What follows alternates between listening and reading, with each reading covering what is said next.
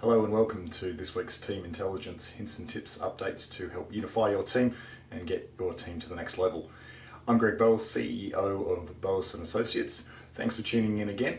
This week I wanted to have a look at another aspect of designing your dream team. This week we want to be looking at, or what we're going to be outlining, is the secrets to successfully performance managing your team. Now, there can be two ways of looking at this. It can be performance managing your team when they need to be performance managed, but it can also be a proactive performance management perspective, and that's what I really want to focus on today, because I really think that the secrets to high-performing teams is not really about addressing a problem when it actually becomes a problem.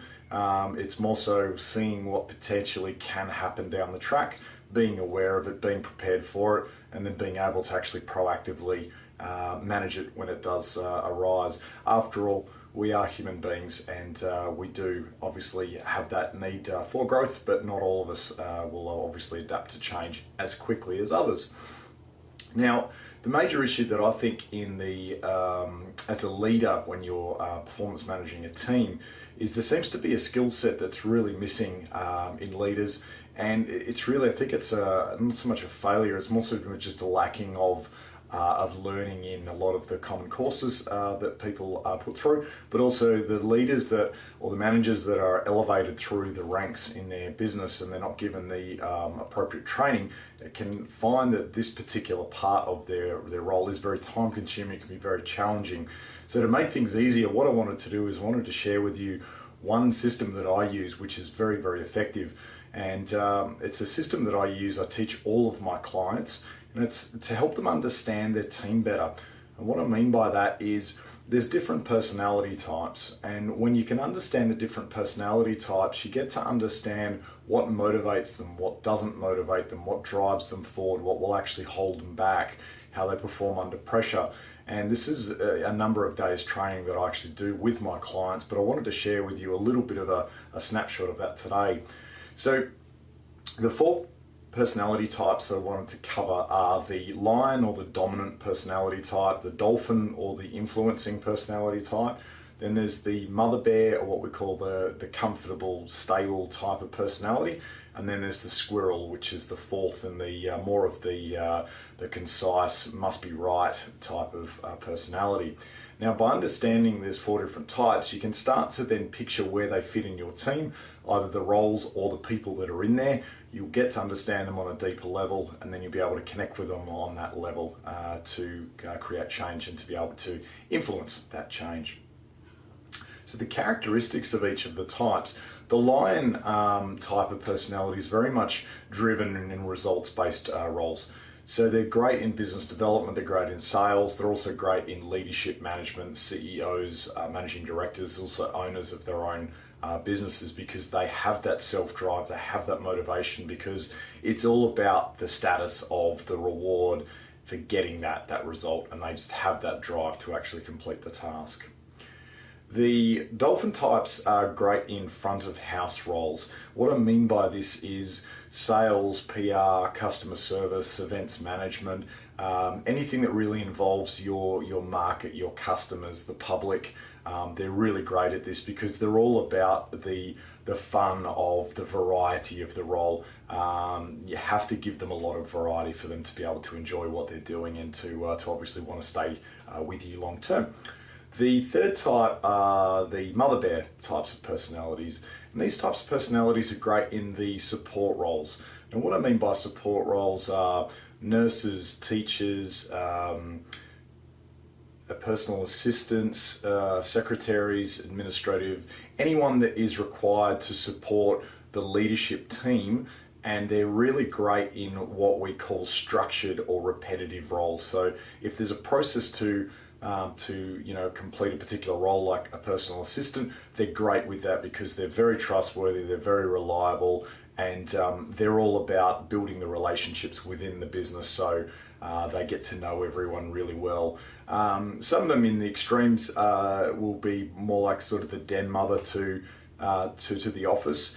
You find that a lot of the more senior administrative staff, especially if they could be male or female, can take on that characteristic as well. That can work for them, it can also work against them.